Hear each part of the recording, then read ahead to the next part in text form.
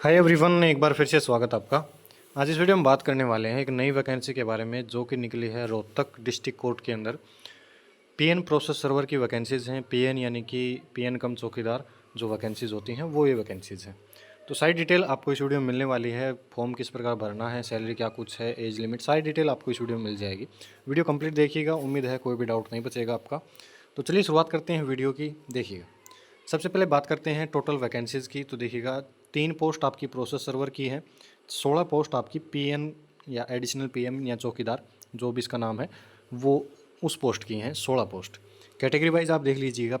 Process server के लिए general की 2 वैकेंसीज़ हैं और एक पीडब्ल्यूडी कैंडिडेट की है। तो प्रोसेस सर्वर के लिए आप जो अदर कैटेगरी के जो कैंडिडेट बच गए, ये जो बाकी कैटेगरी हैं, तो ये भी अप्लाई कर सकते हैं क्योंकि जनरल की 2 वैकेंसीज़ हैं, तो जनरल के थ्रू आप अप्लाई कर सकते हैं। और बात करें पीएन एडिशनल पीएन चौकीदार की, तो टोटल 16 पोस्ट हैं। जनरल की 4 वैकेंसीज़ हैं, ईडब्ल्यूएस की 2 हैं। ईडब्ल्यूएस की 2 वैकेंसी, एससी और एससी में डीएससी कैटेगरी की 2 वैकेंसीज़ हैं, ओएससी कैटेगरी की 1 वैकेंसी है। बीसीए की 2 वैकेंसीज़ हैं, बीसीबी की 1 वैकेंसी है। एक्स सर्विसमैन जनरल की 2 वैकेंसीज़ हैं। पीडब्ल्यूडी लो विजन कैटेगरी की 1 वैकेंसी है और जनरल ईएसपी की 1 वैकेंसी है।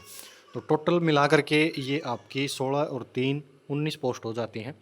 रोहतक कोर्ट के अंदर ये वैकेंसीज़ हैं। अब बात करें किस प्रकार की ये पोस्ट हैं, तो वो देखिएगा। ये जो पोस्ट हैं आपकी temporary but likely to be permanent by the way of direct recruitment.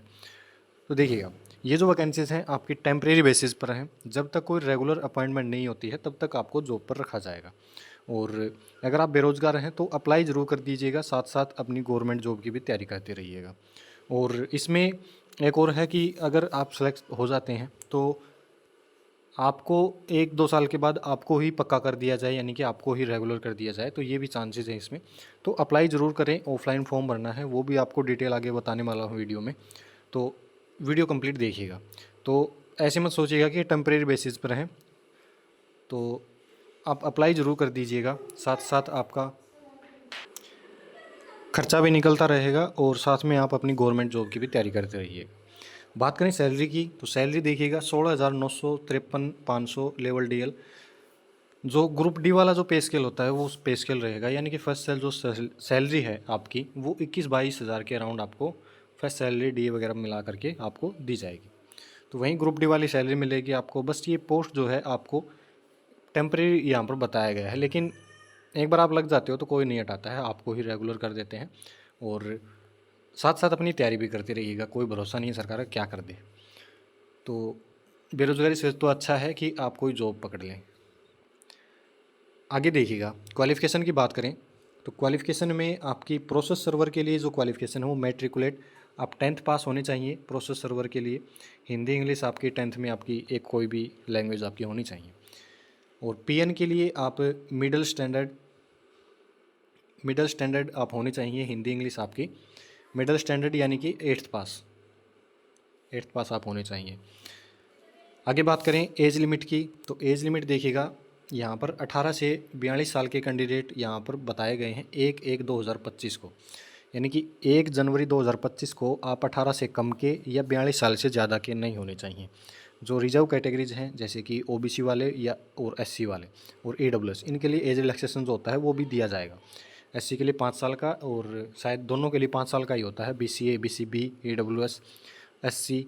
SC में दोनों कैटेगरी ओएससी डीएससी दोनों के लिए 5 साल का एज रिलैक्सेशन, यानी कि अपर एज लिमिट आपकी 47 साल हो जाती है रिजर्व कैटेगरी के लिए। जनरल के लिए 42 रहेगी। और कम से कम आप 18 साल के होने चाहिए। 18 से अगर आप एक दिन भी कम है 1 जनवरी 2025 को, तो आप फॉर्म रिजेक्ट हो जाएगा। तो इस बात का आप ध्यान रखिएगा, कम से कम 18 के तो आप पक्के होने चाहिए। अब आप लास्ट डेट देखिएगा कि फॉर्म भरने की लास्ट डेट क्या है। ऑफलाइन फॉर्म भरना है और जो आपका फॉर्म है वो आप बाई पोस्ट या बाई हैंड किसी भी तरह से, यानी कि खुद जा कर के डिस्ट्रिक्ट कोर्ट रोहतक के अंदर या फिर आप डाक के थ्रू, दोनों तरह से आप फॉर्म भेज सकते हैं। और लास्ट डेट जो रहेगी वो आपकी 3 मार्च रहेगी। 3 मार्च शाम 5 बजे तक आपका फॉर्म डिस्ट्रिक्ट कोर्ट रोहतक के अंदर पहुंच जाना चाहिए। चाहे आप खुद से जमा करवाएं, चाहे आप डाक के थ्रू भेजें, स्पीड पोस्ट के थ्रू भेजें, किसी भी तरह से पहुँचे, बस आपका फॉर्म 3 मार्च से पहले आपका फॉर्म पहुँच जाना चाहिए। आगे देखिएगा,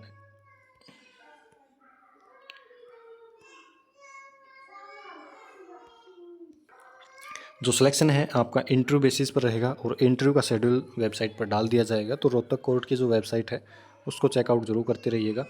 वहीं पर आपका जो शेड्यूल है इंटरव्यू का वो डलेगा। अल्फ़ाबेटिकल ऑर्डर में इंटरव्यू होता है, यानी कि ABC अल्फ़ाबेट से जिनका नाम शुरू हुआ है उनका इस डेट को इंटरव्यू रहेगा, इस प्रकार से होता है। तो आप वेबसाइट ज़रूर चेक करते रहिएगा। और यहाँ पर एड्रेस वगैरह देखता हूँ मैं एक बार, एड्रेस क्या है, ये रहा।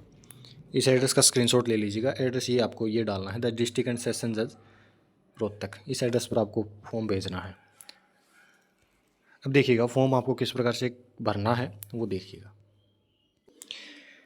देखिएगा ये आपका फॉर्म रहेगा और ये फॉर्म है आपका PN की पोस्ट के लिए, और आगे इस PDF में जो फॉर्म है वो आपका है प्रोसेस सर्वर की पोस्ट के लिए। तो दोनों के लिए अगर आप अप्लाई कर रहे हैं तो दोनों के लिए अलग अलग फॉर्म भरना पड़ेगा, इस बात का आप ध्यान रखिएगा। तो चलिए देखिए फॉर्म किस प्रकार से भरना है वो देखिएगा। सबसे पहले PN की पोस्ट के लिए देखिएगा, यहाँ पर आपको अपनी फ़ोटो पेस्ट करनी है और सेल्फ अटेस्टेड यहाँ पर मांगी गई है।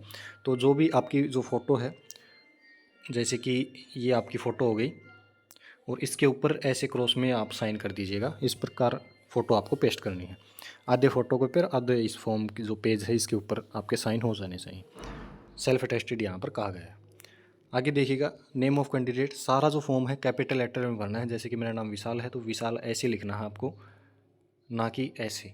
विशाल ऐसे लिख रहा है, ऐसे छोटे लेटर में आपको फॉर्म, ये गलत है, ये आपका सही रहेगा, इस प्रकार आपको भरना है। तो यहाँ पर सबसे पहले नेम ऑफ़ द कैंडिडेट में आपका नाम आ जाएगा। यहाँ पर फादर नेम, हस्बैंड नेम जो भी है आपका वो लिख दीजिएगा। गर्ल हैं और आप मैरिड हैं तो आप हस्बैंड नेम ज़रूर डालिएगा। डेट ऑफ बर्थ आपकी जो है वो बताइएगा। एज ऑन 1/1/2025 आप वो बतानी है। आप कितने दिन, कितने महीने, कितने साल के हो गए हैं वो यहाँ पर आपको बताना है। सेक्स मेल फीमेल में जो भी आप हैं वो बता दीजिएगा। नेशनलिटी इंडियन हो जाएगी। परमानेंट एड्रेस जो है आपका वो बता दीजिएगा यहाँ पर। कोरस्पॉन्डिंग एड्रेस कोई दूसरा एड्रेस है वो बता दीजिएगा। आगे कैटेगरी कौन सी है आपकी, कौन जनरल है, EWS, BCA, BCB, DSC, OSC जो भी है आपकी वो बता दीजिएगा। फिर एकेडमिक क्वालिफिकेशन में देखिएगा 8th मिडल में अगर आपके पास सर्टिफिकेट नहीं है तो इसको खाली छोड़ दीजिएगा। और 10th की आप डिटेल भर दीजिएगा यहाँ पर आपकी बोर्ड जो भी है, बोर्ड यूनिवर्सिटी जो है वो बता दीजिएगा, कौन से साल आपने की थी, डिवीज़न कौन सा है एक वो बता दीजिएगा, परसेंटेज कितनी आई है, ग्रेड पॉइंट जो भी है। अगर आपके पास कोई सा भी नहीं है तो देखिएगा, जैसे कि 10th में बोर्ड तो पता होगा कौन से बोर्ड से की है आपने 10th, ईयर कौन से की है, कौन से ईयर में आपने की है वो बता दीजिएगा। डिवीज़न भी आपको परसेंटेज के हिसाब से पता चल जाएगा, परसेंटेज कितनी है वो बता दीजिए। ग्रेड पॉइंट अगर आपके सर्टिफिकेट में नहीं है तो आप छोड़ दीजिएगा, या अगर है तो आप भर दीजिएगा। आगे अगर ग्रेजुएशन कर रखी है तो ग्रेजुएशन भी इसी प्रकार आपको भरनी है। और कोई क्वालिफ़िकेशन है आपके पास तो वो बता दीजिएगा, यानी कि कोई ITI वगैरह कर रखी है, मास्टर डिग्री है आपके पास तो वो बता दीजिएगा। आगे एक्सपीरियंस देखिएगा, अगर आपके पास PN का एक्सपीरियंस है तो वो डिटेल यहाँ पर बता दीजिएगा।